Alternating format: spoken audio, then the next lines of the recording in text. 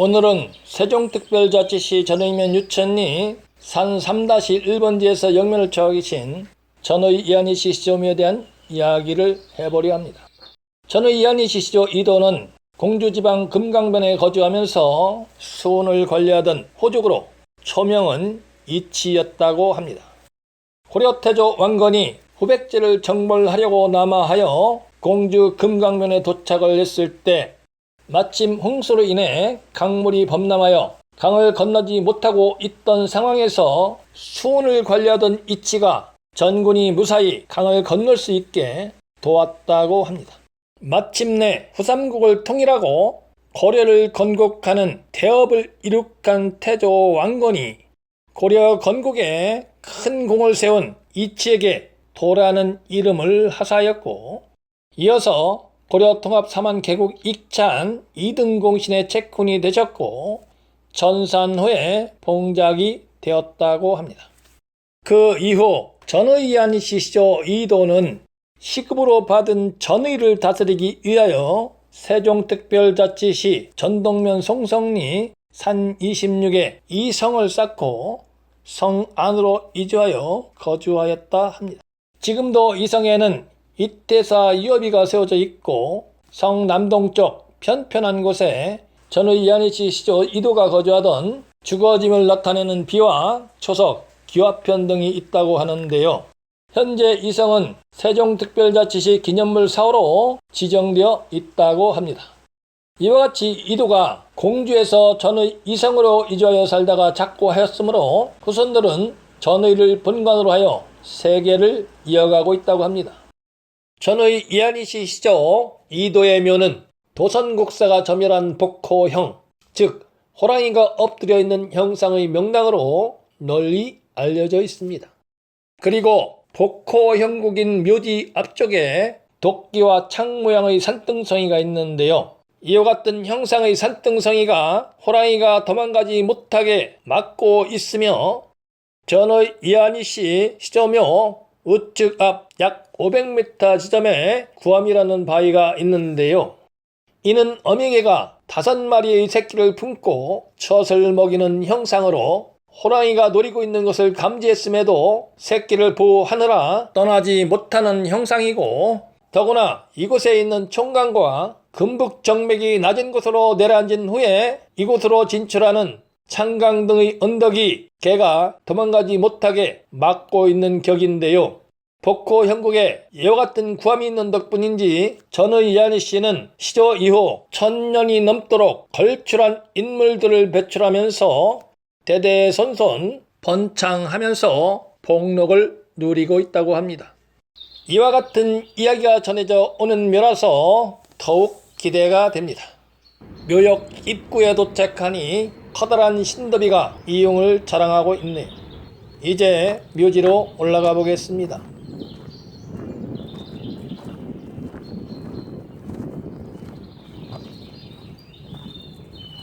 전의 이한희씨 시조 이도와 부인 합천홍씨 합편묘입니다.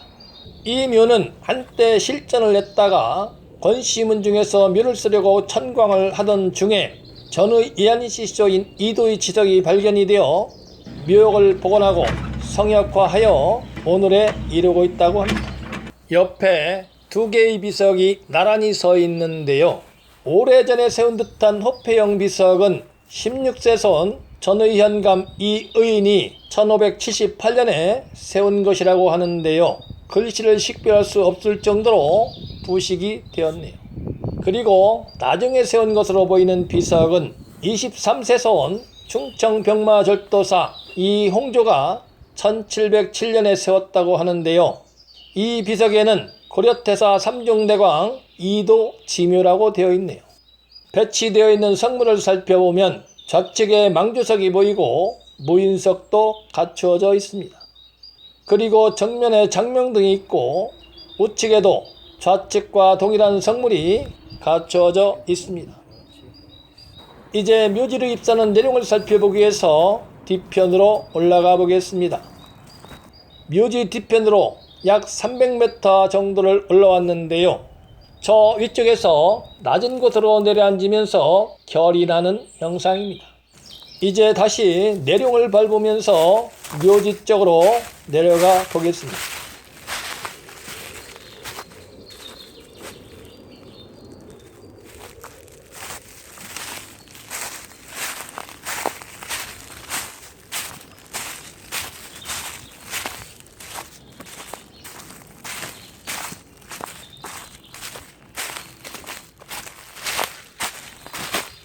지금까지 내룡을 따라 내려오면서 살펴본 바와 같이 좌측과 우측으로 요들을 뻗으면서 좌측과 우측으로 용머리를 이리저리 돌리면서 점점 낮은 곳으로 내려오는 형상입니다.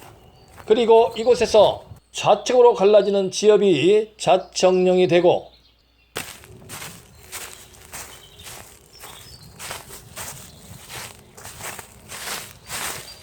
이곳에서 우측으로 갈라진 지엽은 백호가 됩니다. 그리고 이곳에서 묘지 방향으로 뻗어 나가다가 약간 솟으면서 둥그런 산보리를 세운 후에 좌우로 면을 넓게 펼치면서 힘차게 뻗어 내려갑니다. 경사를 이루며 뻗어 내리다가 평평해진 땅과 맞닿는 변화 지점에 묘지가 자리 잡고 있습니다. 그리고 저 앞에 보이는 산들을 안으로 삼고 있습니다. 뒤편에서 본 묘지가 참으로 아름답습니다. 현재 묘지가 자리 잡고 있는 땅의 넓이가 상당히 넓은 것을 알 수 있습니다.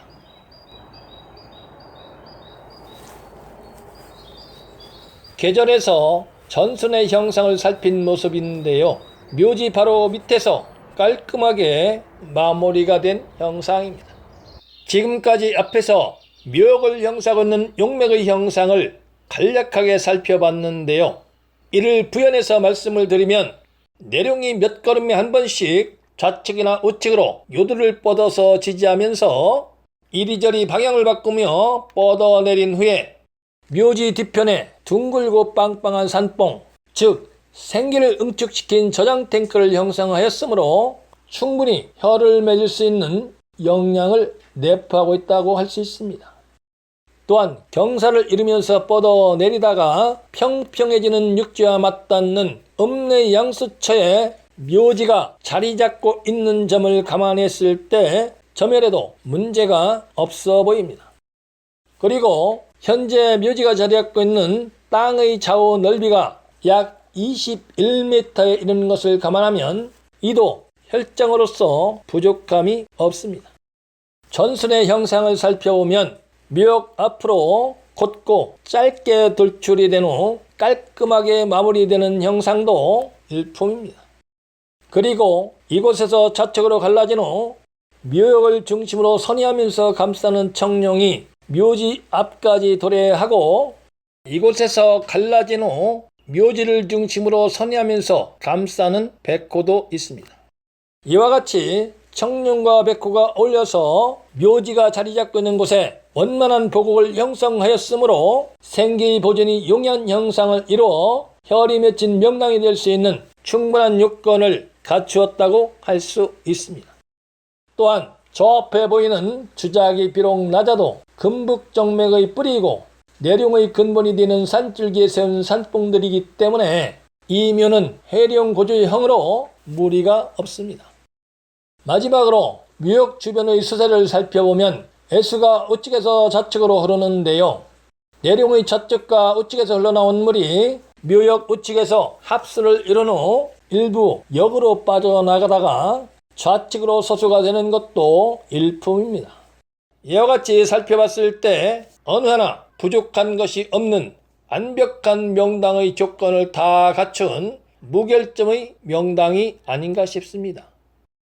이와 같이 완벽한 무결점의 명당, 즉 복호형의 명당의 시조를 모신 전의 이한희 씨는 조선시대에 상신 4분, 대작 1분, 신공신 9분, 청맹리 8분, 문과급제자 188명을 배출하였으며 평산신씨, 덕수의씨와 더불어서 3대 무반 벌열 가문이기도 합니다.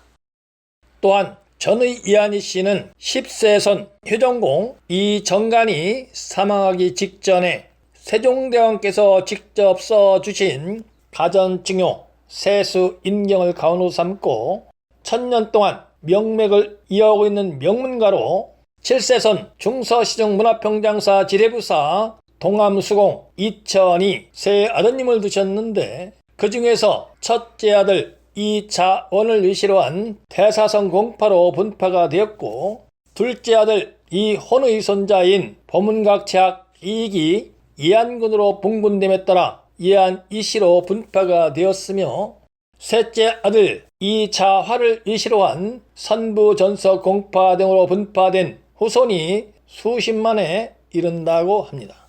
또한 구제실이 비좁고 노후가 되어 향사가 어려운 지경에 이르자 후손들이 헌상금을 모아서 영사제라는 제실을 창건하였다고 해서 찾아왔는데요. 입구에 금영문이라는 홍살문이 있네요. 도로를 따라 진입하니 애산문이 있고 그 안쪽 중심에 숭의당을 짓고 좌측에 여동제, 우측에 은서제가 배치되어 있고 좌측으로 돌아 들어가니 전산문이라는 내산문이 있고 정면에 경원사라는 사당이 있는데요. 이 경원사에는 시주부터 8세까지 10분의 위패를 모시고 전의 이한희씨 화소의 중앙회장 이만누님을 위시로 매년 음력 3월 3일에 경원사에서 춘향 제례를 봉양하고 음력 10월 2일에는 시조묘에서 추양 제례를 모시고 있다고 합니다. 그리고 칠세손 이천과 첫째 아들 이자원, 둘째 아들 이혼, 셋째 아들 이자화 등 네 분의 신도비도 있습니다. 전의 이한희 씨는 시조묘에 대한 긍지가 남다르고 명문가의 자긍심이 높은 가문으로서 앞으로도 그 명맥을 이어가길 기원하면서 오늘의 영상을 마칩니다.